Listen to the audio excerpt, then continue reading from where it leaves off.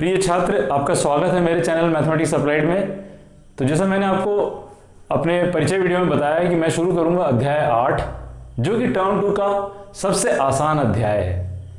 और इसको जो हैं सिर्फ 4 नंबर दिए गए हैं, इकाई 3 कलन, जिसके अंतर्गत 7, 8 और 9 चैप्टर आते हैं। तो अध्याय 8 को 4 नंबर और ये पूरे तीन अध्यायों को मिला के 18 नंबर हैं। तो पहले मेरी कोशिश है कि ये 4 नंबर आपके पॉकेट में कैसे लाया जाए। तो मैंने इसको 2 भागों में बांटा है अध्याय 8 को। तो भाग 1 में पहले हम इन जो साधारण वक्र हैं, ये 4 ही तरह के वक्र इसके अंदर इस्तेमाल हुए हैं। तो इन वक्रों का गणित क्या है और इन वक्रों को हम बनाते कैसे हैं, ठीक है, ये इन चीज़ों को हम समझ लें। इसको मैंने कच्चा माल कहा है क्योंकि इसी को हम पहले बनाते हैं, इस कच्चे माल को तैयार करते हैं। तो इस भाग में हम यही करने वाले हैं। चलिए शुरू करते हैं सरल रेखा से।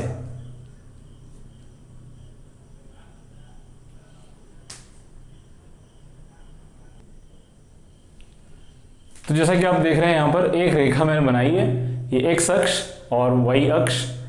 तो यहाँ पर एक रेखा बनी हुई है जो रेखा एक्स अक्ष के समानांतर है। तो आप देख रहे हो ये वाला रेखा जो है ए पे काट रहा है वाई अक्ष को। तो इसके ऊपर जो बिंदुएं होंगी, इस रेखा के ऊपर जो बिंदुएं होंगी, उन बिंदुओं का वाई अंग जो होगा वो ए होगा। देखिए हर जगह पर ए होगा, लेकिन एक्स जो होगा वो बदलते जाएगा। क्योंकि एक्स बदल रहा है तो एक्स को हम यहाँ पर एक्स को लेके कोई भी समीकरण इसका नहीं बना सकते हैं, लेकिन y बराबर a अगर हम लिख दें, क्योंकि यही इसका फैक्ट है जो y बराबर a, तो इसका समीकरण भी y बराबर a हो जाएगी। तो वैसे ही हम अगली रेखा देखते हैं।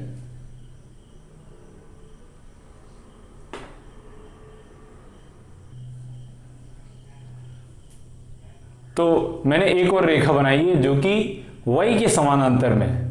अब देखिए, क्योंकि ये y के समानांतर में है और ये रेखा x को a पे काट रही है, तो इसके ऊपर जो बिंदुएं होंगी उनका x भाग जो होगा वो a के बराबर होगा।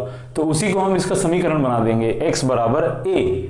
तो ये एक और रेखा हो गई। पहली रेखा जो थी y बराबर a, दूसरा वाला x बराबर a। तो अगले रेखा देखते हैं।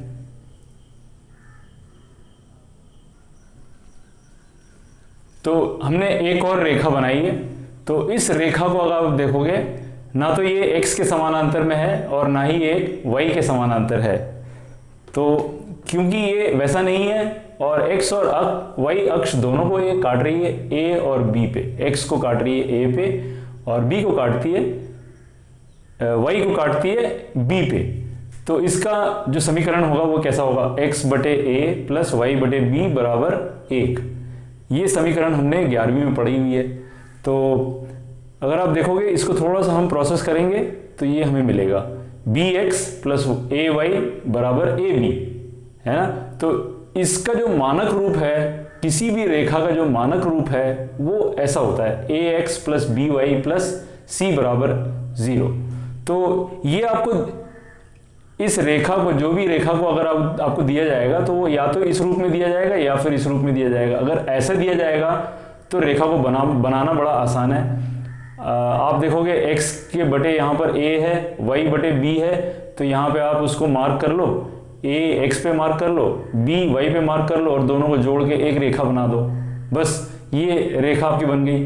तो हम यहाँ पर साधारण वक्र बना रहे हैं, उसके समीकरण को देख रहे हैं। इसका जो मैंने जैसे आपको बताया कि गणित, इसका गणित क्या है और इन वक्रों को हम बनाते कैसे हैं, बस इसी का अध्ययन हम भाग 1 में कर रहे हैं।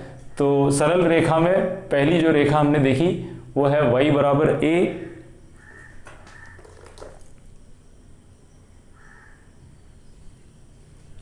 x बराबर a और फिर ax plus by plus c बराबर 0।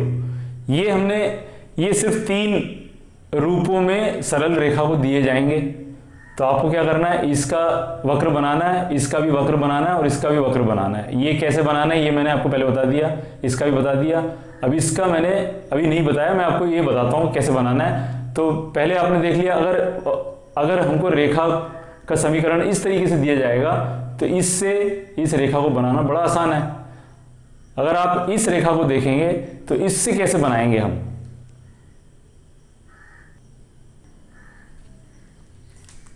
तो यहां पर हम इस रेखा को प्रोसेस करेंगे इस तरीके से, x बराबर 0 कर देंगे। x बराबर जब आप इसके अंदर 0 करोगे तो y बराबर आपको -c/b मिलेगा, और इसी में y बराबर 0 रख दीजिए तो आपको मिलेगा x बराबर -c/a। तो आपको ये दो बिंदु मिल गए, x अक्ष पे और y अक्ष पे। तो आप इन दोनों बिंदुओं को इन अक्षों पे मार्क करोगे और मार्क करके आप इसकी रेखा बना सकते हैं, इसका वक्र बना सकते हैं। तो कुल मिला के सरल रेखाओं की 3 रूप होंगे यहाँ पर, y बराबर a, x बराबर a और ax plus by plus c बराबर 0। तो ये इन तीनों का हमें वक्र कैसे बनाना है ये मैंने आपको बता दिया। अगला हम चलते हैं वृत्त पे।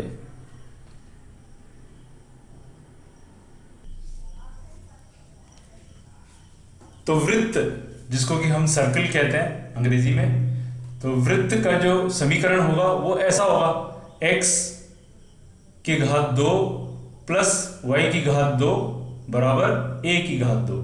तो यही एक समीकरण है, क्योंकि हर एक इन वक्रों का जो साधारण वक्र हैं इनका सिर्फ मानक रूप आपके प्रयोग में लाया गया है। यहाँ पर समाकलनों के प्रयोग के अंदर सिर्फ इनका मानक रूप लिया गया है, तो उसमें जो मानक रूप है वो ये है वृत्त का। तो इस वृत्त को बनाना बड़ा आसान है। आप देखो ये a जो है इसकी त्रिज्या होती है, तो आप क्या करोगे, 0 से a की दूरी पे पॉइंट मार्क करोगे, यहाँ पर एक बिंदु मार्क करोगे, वैसे ही इस तरफ एक बिंदु मार्क करोगे -a, और यहाँ पर आप एक बिंदु मार्क करोगे a, और इन सबको जोड़ दोगे। अगर आपको अभ्यास है फ्री हैंड बनाने की तो फ्री हैंड से आप बना दो इसको, और ज़्यादा ज़रूरी नहीं होता है कि इसको कंपास से ही बनाना है, इसको आप फ्री हैंड बना दीजिए। तो ये वक्र है वृत्त का। चलिए अब देखते हैं परवलय के जो वक्र हैं वो किस तरह के होंगे।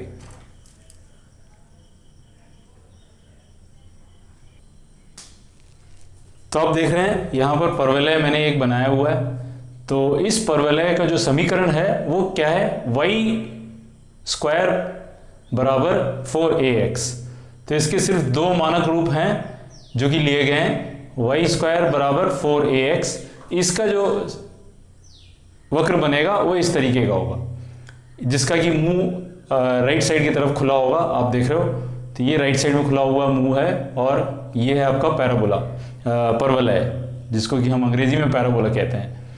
और इसको हम बनाएंगे कैसे, आप ले लो इसको, मान लीजिए कि 4ax के जगह पे अगर आपको दिया गया है 8x अगर दिया गया है, तो आप क्या करो, x बराबर 0 कर दो, और तो y आपको 0 मिलेगा। तो ये वाली बिंदु आपको निकल आती है उसमें। उसके बाद आप क्या करो, x बराबर 1 या x बराबर 2 या 3, कोई भी एक संख्या रख दो उसमें, तो y बराबर आपको कोई एक संख्या मिलेगी। तो 8x अगर दिया गया है तो x बराबर अगर आप 2 रखोगे तो आपको मिलेगा 16x, 16 y की घात 2 बराबर 16। तो y मिलता है प्लस या -4। तो आप यहाँ पर +4 एक मार्क कर दो, 2 के लिए 4 मार्क कर दो, और 2 के लिए -4 मार्क कर दो, और इन दो बिंदुओं को बिल्कुल स्मूथ सा एक वक्र के तौर पे आप उसको कनेक्ट कर दो, तो आपका एक वक्र तैयार हो जाता है y² बराबर 4ax का। तो ये सिर्फ आप समझ लीजिए कि मैं भाग 1 में सिर्फ ये समीकरण कौन कौन से हैं और उनका वक्र हमें कैसे बनाना है, बस यही बताना चाह रहा हूँ। ठीक है, अच्छा मेरी हिंदी थोड़ी सी ऐसी वैसी होगी तो आप कृपया माफ कर दें।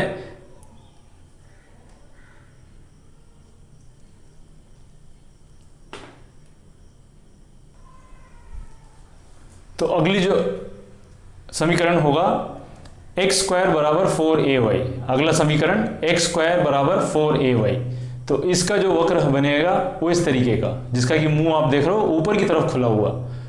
तो इसको भी हम बनाने का तरीका, जैसे x² बराबर 8y दिया गया, तो आप उसको भी पॉइंट्स मार्क करके, सिर्फ 2 पॉइंट मार्क करें, 2 बिंदुओं को मार्क करके, और इसको एक स्मूथ वक्र के रूप में बना दें, है ना। इसका थोड़ा सा आपको अभ्यास करना पड़ेगा, क्योंकि इसके नंबर हैं अगर आप चित्र नहीं बनाते हैं, अगर आप आकृति नहीं बनाते हैं तो आपको नंबर नहीं मिलेंगे। तो ये आकृति तो बनाना ही है, क्योंकि इसका मूल जो है समाकलनों के अनुप्रयोग के अंदर, इसमें इन ग्राफ्स को बनाना बहुत ज़रूरी है, क्योंकि अब उसके अंदर किसका क्षेत्रफल हमको पता लगाना है, वो हमें पता लगाने के लिए ऐसे बनाने पड़ेंगे, है ना। तो इसका थोड़ा सा अभ्यास हम कर लेते हैं, है ना। आप शुरू करिए अभ्यास।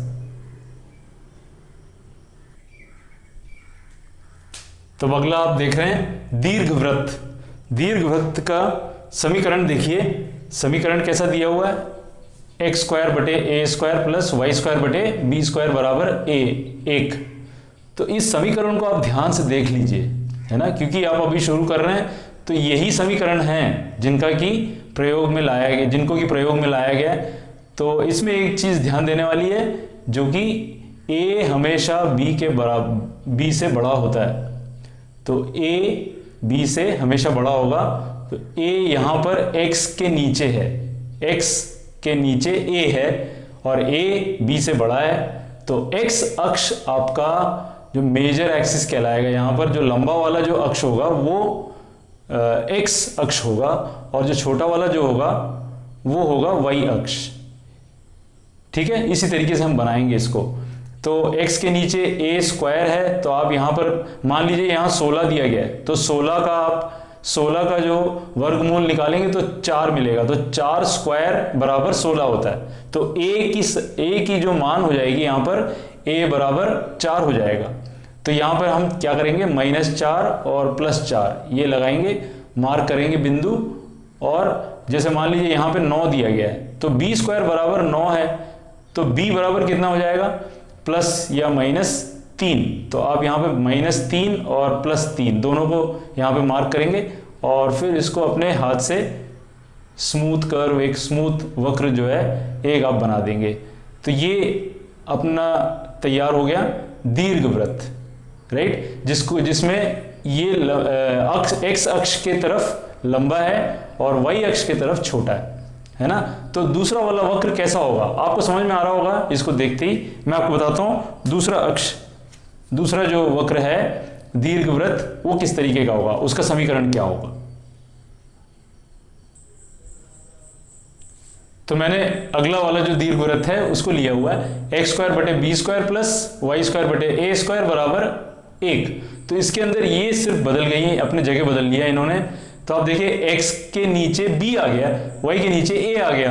अब y अक्ष बड़ा है, जैसे मैंने आपको बताया a हमेशा b से बड़ा होता है। तो यहाँ पे 16 आएगा और यहाँ पे 9 आएगा। अगर तो यहाँ पे 16 आया हुआ तो a बराबर 4 हो जाते हैं, और y अक्ष आपका लंबा वाला अक्ष होगा। तो यहाँ पे आप देख रहे हो मैंने इस दीर्घवृत्त को यहाँ पे बनाया हुआ है। तो यहाँ पे मैंने पॉइंट a काट लिया, यहाँ पे पॉइंट -a और यहाँ पे -b और +b, और इनको जोड़ दिया। तो ये आपका वक्र बन गया इस दीर्घवृत्त का। तो दीर्घवृत्त इस तरह के होते हैं, इनको हम अंग्रेजी में एलिप्स कहते हैं। और वैसे ही हमने परवलय बनाते हैं, तो परवलय को हम पैराबोला कहते हैं, और इसको सर्कल कहते हैं, और ये है स्ट्रेट लाइंस। तो सिर्फ यही मानक रूप हमें उपयोग होने वाले हैं। तो सिर्फ इनको हमने लिख लिया, और इनका वक्र किस तरीके से बनाते हैं वो हमने देख लिया। अब हर चीज में मैं आपको ये बताना चाह रहा हूं, अच्छा रेखा को देख लोगे आप, तो इसमें सममित जैसी कोई चीज नहीं है इसके अंदर। हाँ, एक रेखा होती है y बराबर x, तो वो रेखा बनती है इस तरीके से। तो उस रेखा का जो है अगर आप देखोगे तो सममित होता है, वो इस तरफ और इस तरफ देखोगे तो आप उस बिल्कुल सिमेट्रिक होता है, सममित कहते हैं। तो इसी रूप से अगर आप देखोगे कि वृत्त को बनाओगे, अगर आप वृत्त बनाओगे तो वृत्त में ये जो इधर का भाग जो होता है और इस तरफ का भाग होता है, यहाँ का होता है, यहाँ का होता है, सब बिल्कुल सममित होते हैं, एक दूसरे से बिल्कुल बराबर, एक दूसरे के बिल्कुल बराबर होते हैं, है ना। तो ये जो सोच है हमारी, जो ये जो थॉट है, जिस तरीके से हम देख रहे हैं चित्र को और उसका हम कैसे अपने दिमाग में उसका चित्र बना रहे हैं, इन चीज़ों का इस पे बड़ा इन प्रयोग के अंदर जो आप बना के इसको सॉल्व करने वाले हो उसका बड़ा असर है। तो थोड़ा सा आपको इसके ऊपर विचार करना पड़ेगा और अभ्यास करना पड़ेगा कि इनका जो भी अलग अलग तरह के समीकरणों को लेके उसके आकृति बना के देखने पड़ेंगे, वक्र बनाने पड़ेंगे। तो आप बनाइए और अभ्यास करिए। अच्छा, मैं इसके आगे बढ़ता हूं। चलिए अब आगे बढ़ते हैं। जैसे मैंने आपको बताया कि इनका वक्र, इसके आकृति बनाना हमको आना चाहिए, तो वो हमने देख लिया। अब आगे देखते हैं इसका गणित। तो आपको क्या करना है, इसको जैसे मैंने आपको बताया था कि यहाँ पर आपको कच्चा माल है ये, इसको तैयार करना है। तो तैयारी क्या है, एक तो वक्र बनाना, वो एक तैयारी है। दूसरा कि इसको ऐसे रूप देना, y बराबर fx और x बराबर gy। y जो है x का फलन होगा और x जो है y का फलन होगा। इस तरीके से आपको इन समीकरणों को बनाना है, इस तरीके से लिखना है, ये रूप देना है इन समीकरणों को। तो मैंने पहला समीकरण, अब शुरू करते हैं हम सरल रेखा से। सरल रेखाओं का 3 रूप अपने देख लिया था। तो उसमें y बराबर a में कोई गुंजाइश नहीं है, यहाँ पर y बराबर a यही आपका समीकरण होगा, यही आपका y बराबर fx वाला रूप होगा, है ना।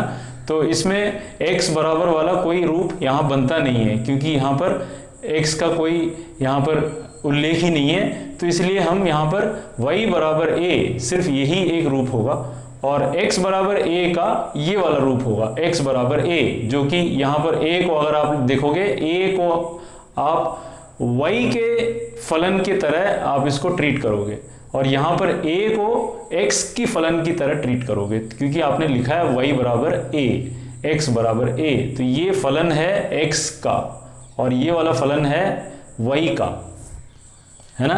अब देखते हैं ax plus by plus c बराबर 0 को हम कैसे लिखें। तो यहां पे मैंने इस समीकरण को इस तरीके से बदल के लिखा हुआ है, y बराबर माइनस a बटे b x माइनस c बटे b। अगर आप इसको थोड़ा सा ध्यान देके देखेंगे अगर, तो ये ax को हमें उस तरफ ले जाना है और c को उस तरफ ले जाना है। तो जब हम उनको उस तरफ ले जाएंगे तो ये माइनस ax और माइनस c बन जाते हैं, है ना, और y बराबर वैसे हो जाते हैं। और उसके बाद आप इस b को आगे शिफ्ट करोगे राइट साइड में, आपके राइट साइड में शिफ्ट करोगे जब, तो वो नीचे चले जाएंगे। तो जब नीचे चले जा रहे हैं तो वही इस तरीके से बन जाएंगे, y बराबर माइनस a बटे b। वैसे ही आपको x के साथ करना है, इन दोनों को आपको राइट साइड में ले जाना है और उसके बाद a को नीचे कर देना है, तो ये बन जाता है। तो आप देखिए y बराबर ये x का फलन निकल आया है ना। ये रूप देना बहुत ज़रूरी है, और x बराबर ये y का फलन बन गया। तो ये रूप जिसको ही हम प्रयोग में लाएंगे समाकलनों के अंदर, ठीक है। तो ये वाला रूप देना ये आपको आना चाहिए। तो भाग 1 में मैं इसको इंट्रोड्यूस कर दे रहा हूँ, तो ये आप थोड़ा सा प्रैक्टिस कर लें, अभ्यास कर लें अलग अलग तरह के समीकरण लेके। तो इसी तरीके से हम वृत्त का लिखेंगे, इसी तरीके से हम परवलय, दीर्घवृत्त, सब कुछ मैं यहाँ पे आपको अगले स्लॉट में बता देता हूँ।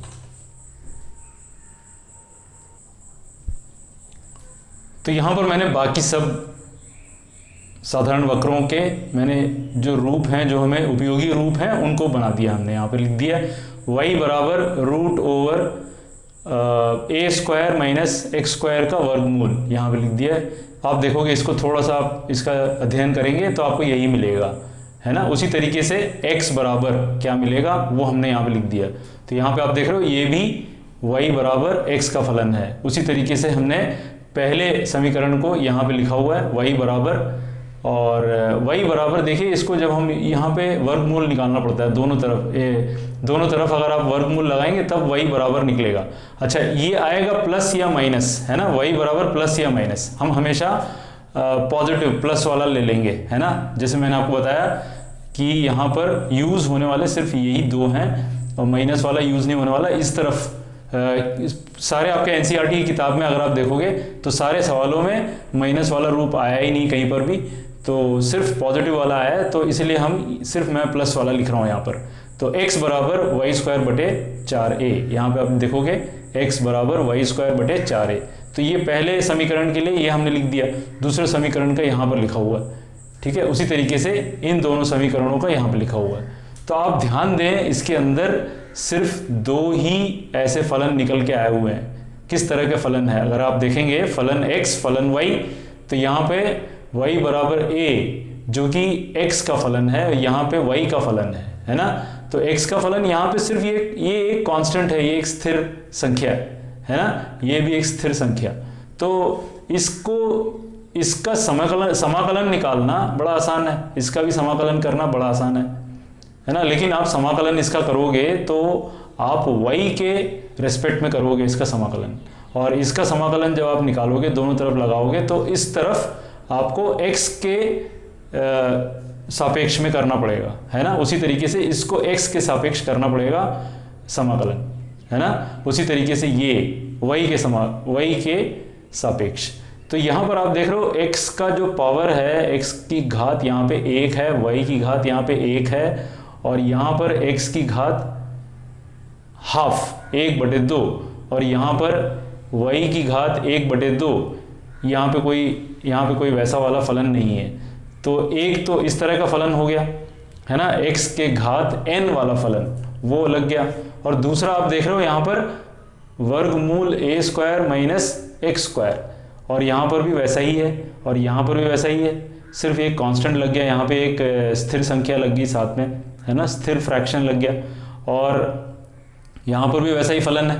तो देखिए सिर्फ इस पूरे भाग में समाकलनों के अनुप्रयोग के अंदर भाग 1 में ही मैं आपको बताना चाह रहा हूँ कि इसके अंदर जो इस्तेमाल होने वाली, जो उपयोग में आने वाले जो समाकलन है वो सिर्फ 2 तरह के हैं, ठीक है। इसको हम अध्ययन करेंगे भाग 2 में। धन्यवाद आपका। तो आगे आप भाग 2 देखें और अपने आप को बना लें। धन्यवाद।